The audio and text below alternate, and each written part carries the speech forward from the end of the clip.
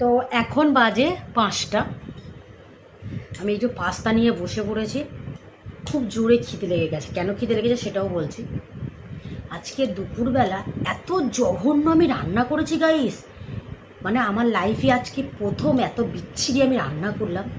মানে আমি নিজেই খেতে পাচ্ছি না, তাহলে আদার্স লোকরা কী করে খাবে বলো।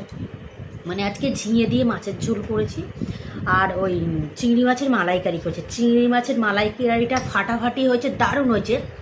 কিন্তু ওই ঝিঙে দিয়ে মাছের ঝোলটা গাইস মানে এত বিচ্ছিরি হচ্ছে, একটা আঁশটা টাইপের গন্ধ হয়েছে। মানে আমি খাচ্ছি, আমার যেন মানে যেটা ভেতরে আছে সব যেন চলে আসছে।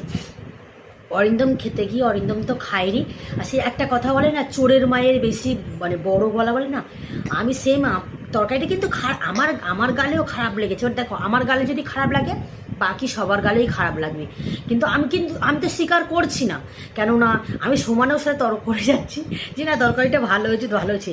আমি না মানে কি বলবো, এসে না ওপরে বিরাজ করেছি। এত বিচ্ছিরি ভাত খাওয়ার পরে একটা বিচ্ছিরি যেন দুর্গন্ধ গাল থেকেও বার হচ্ছে, কেন আমি জানি। কিন্তু আমার শ্বশুরমশাই সবচেয়ে আগে ভাত খেয়েছে 11:30টার দিকে। বাবা কলকাতায় গেছে, আগেই খেয়েছে। বাবা একটা কথা বলিনি।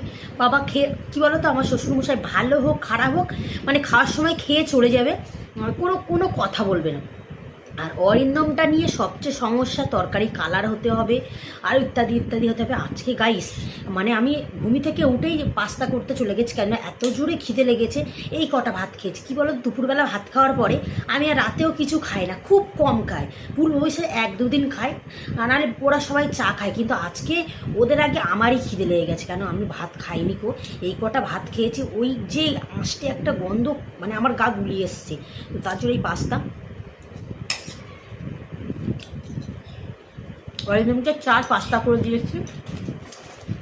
একটা পার্সেল এসছে, এই যে পার্সেলটা কি সেটাও তোমাদের সাথে দেখাচ্ছি। তো পার্সেলটা আমি খুলেছি, কেননা পার্সেল আসলে না আমি কখন খুলবো এটা পাগল হয়ে যায়। পার্সেল কি কোনো গিফট পেলেও গাইস হাতে পেলেই আমার মনে হয় কখন আমি খুলবো। তো এটা আমি খুলেছি, দেখতে পাচ্ছি। তো আমি খেয়ে টেয়ে নিয়ে তোমাদের সাথে শেয়ার করবো ওটা কী এসছে। তার আগে আমার প্রচুর খিদে লেগে গেছে গাইস। আজকে আমি কী জঘন্য রান্না করেছি আবার বলছি, আমার লাইফে সবচেয়ে বিচ্ছিরি রান্না আজকে আমি করেছি। আমি নিজেই খেতে পারছি না।